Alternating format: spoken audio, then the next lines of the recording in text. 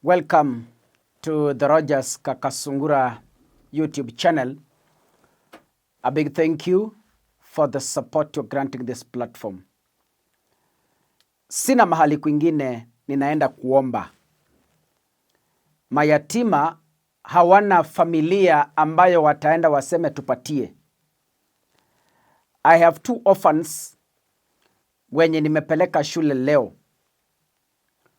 One of the orphans ako na fee balance ya 81,000 Kenyan shillings. Nimemulipia 30,000 yenye tulisanya, ikabaki 51,000 Kenyan shillings.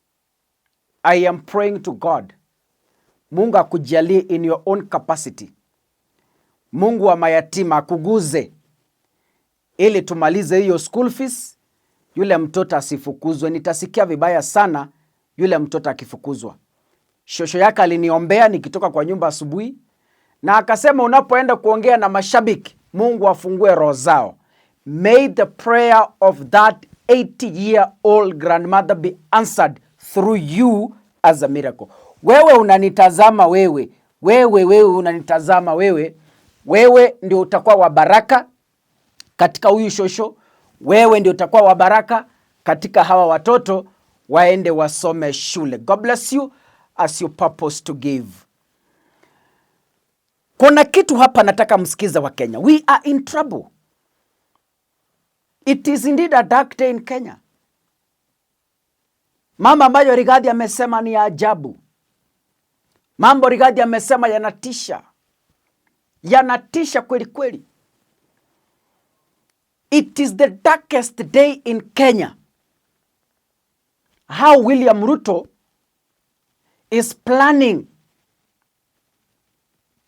with the IEBC chairperson, as Gachagua puts it, to again ban this country through an organized scheme to steal an election. This is something we do not take it lightly. Ni jambo ambalo Wakenya tunafaa kusimama wote. We say no. I want you to take 8 minutes or 12 minutes. Usikize vizuri. Kama ni uwezekano, chukua kalamu na karatasi. Uandike hizi details Gachagua anapeana. Zitatusaidia kesho yake. Can we have a look at this? Bwana Ethekon knows how controversial his appointment was and to whom he pays his allegiance to. Nevertheless, the country has 55 million Kenyans. Mr. Ethekon has a choice to make. Stand with Kenyans, the 55 million of them, or choose to ban this country. He lives around and he knows the people of Kenya. From the outset, Kenyans hold the view that his commission and himself are an appendage of William Ruto. And they are biased and do so to serve his political playbook. He has not spoken to this matter, and he will not. And you all know why. Mr. Ethekon is well aware that when he was named as IEBC chairman, he lived in a rented apartment. Mr. Kimani Ichung'wah, the leader of majority, told a group of public officials that they procured a house for Mr. Ethekon in Karen at 200 million shillings. Mr. Ethekon is yet to respond to this matter. You are aware that on 11th August 2026, tender reference number IBC/OIT/01/2026-2027 for the supply, delivery, installation, testing, commissioning, support and maintenance of the integrated elections management system, hardware, equipment and accessories was advertised and is to close on September 1st, 2026 at 10 a.m.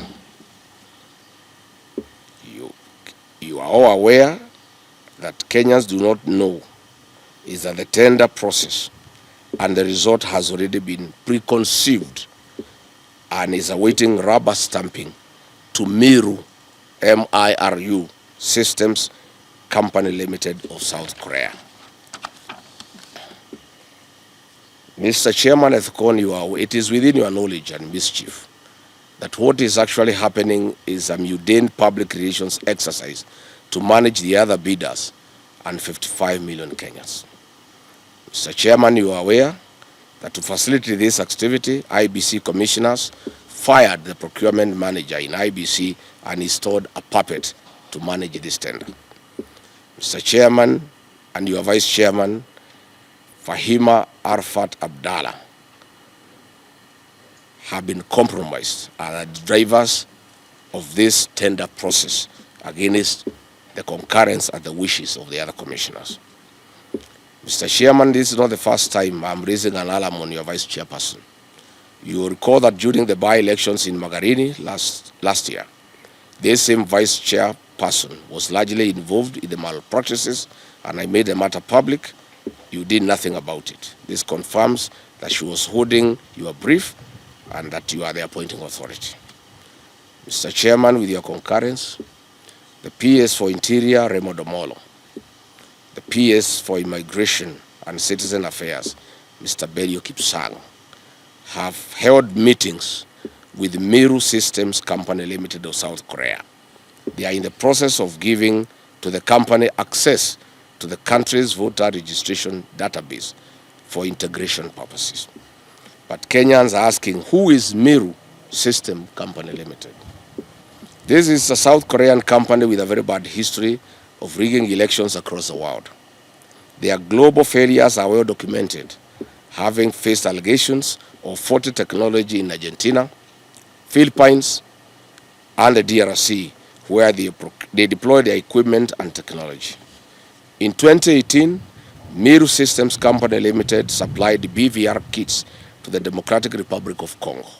Reports show that they delivered the election equipment 6 months late. Following the controversy, the South Korean government publicly distanced itself from this company. In the Democratic Republic of Congo, in 2023, election observers reported that up to 45% of polling stations experienced equipment malfunctions, and this potentially excluded 17 million Congolese from voting. Again in Congo, illegible voters' cards were used and actual voters were removed from the roll of voters. Following Congo's 2018 and 2023 polls, the U.S. Treasury Department placed election commissions, then President and 2 of his deputies under sanctions for undermining the democratic process of institutions. In 2024, in the Philippines, the mock elections conducted using Miru's technology encountered fatal flaws. Many organizations, especially human rights groups, rejected Miru's explanations, pointing to unresolved security and reliability issues. It is beyond discussions that Kenya would ever even imagine having such a vendor for our 2027 general elections. During the October 2024 parliamentary elections in Iraq's Kurdistan region, election monitors claimed that voting machines in up to 70 to 75% of stations malfunctioned by failing to properly record and transmit results. Iraq's Board of Supreme Audit raised red flags and warned the Election Commission about systems' credibility just days before the vote. Following the election, various political blocs in Iraq claimed the machines were hacked or manipulated, triggering widespread political tension and a mandated manual recount. The Miru plan in Kenya, as directed by William Ruto. Under the instructions of William Ruto, Miru Technologies has been instructed to prepare a new voters register and suppress voters from the following regions perceived to be against this regime. 1, Western Kenya; 2, Nyanza region, but in Kisii and Nyamira counties; 3, the Mount Kenya region; 4, Lower Eastern; 5, Nairobi; 6, Taveta and Namu; 5, Rift Valley in Nakuru, Laikipia, Kajiado, and Narok. We appeal to our development partners and embassies accredited to the Republic of Kenya to take note of this threat to Kenya's electoral democracy. The company should be banned and never allowed to manage any election or supply its equipment and technology to this country. I would like to challenge IEBC to confirm if the technical specifications in the tender have not been specifically crafted and tailor-made around the profile of Miru Systems technology. The IEBC must tell Kenyans whether this procurement process is in line with provisions of Article 227 of the Constitution and Section 60 and 61 of the Public Procurement and Asset Disposal Act. Further, we are asking, what was and is the role of the Cabinet Secretary for Mining, Ali Joho, and Vice Chairman of IEBC Commissioner Fahima Arfat Abdallah in this tender process? Can IEBC produce documentary evidence showing who drafted the technical specifications for tender number IBC/OIT/01/26/27, including all internal committee meetings, technical working papers, market surveys, approval records, and explain why the specifications mirror the capabilities associated with a single supplier identified in the market, rather than being expressed as performance-based and vendor-neutral requirement. Before publishing the tender, what market analysis did IBC undertake to establish the multiple qualified manufacturers or system integrators could realistically satisfy every mandatory technical requirement, and how many suppliers were identified as capable of meeting the specifications without requiring exceptions or waivers? How come and why did the IBC formulate mandatory experience and qualification requirements that absolutely correspond with the operational history of Miru Technologies, instead of adopting proportionate, objective, and outcome-based eligibility criteria as required under the Procurement Act? And what technical justification exists for each restrictive qualification? What a clever coincidence, Mr. Ethicon. How come and why does the tender document contain numerous provisions requiring IBC to insert, specify, or determine technical standards later, which stimulously imposing rigid mandatory requirements elsewhere? And how can bidders prepare comparable and responsive tenders where essential specifications remain undefined or internally contradictory?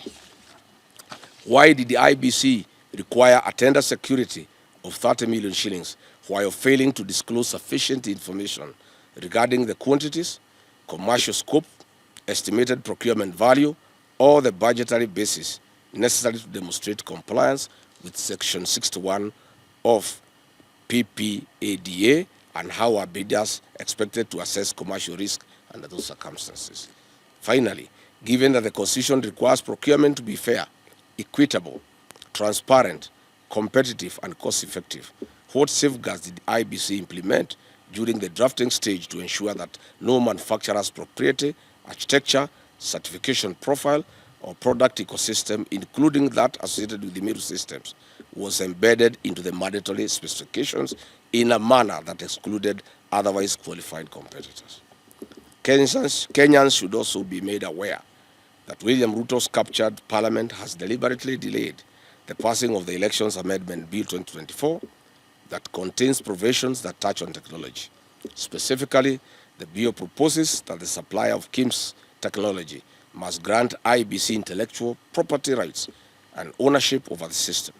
Senate passed the bill, but it has been pending in the National Assembly. We all know why.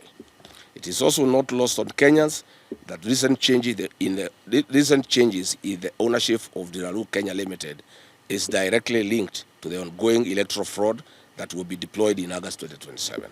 Dilaru Kenya Limited is a security printer with the technical capacity to print election materials locally. I am persuaded that William Ruto's recent investment in Dilaru Kenya Limited is part of the rigging game plan that has now been put into play. No wonder, despite all the indications from independent scientific polling and intelligence assessment that show a William Ruto loss, he is confident that he'll whitewash any opposition and extend his kleptocracy for a further 5 years. Vulnerable and defective electoral voting technology threatens electoral transparency and the credibility of an electoral process. Any attempt to change the election management system technology less than 11 months to the 2027 general election is a recipe for failure and chaos. The real mischief of IEBC, as directed by William Ruto, is to interfere with the voter register during the digital migration of data from the Smartmatic KIMS to the Miru technology kits. This they intend to do the last minute so that there is no room for corrections. This will cause massive vote rigging and voter suppression in some areas.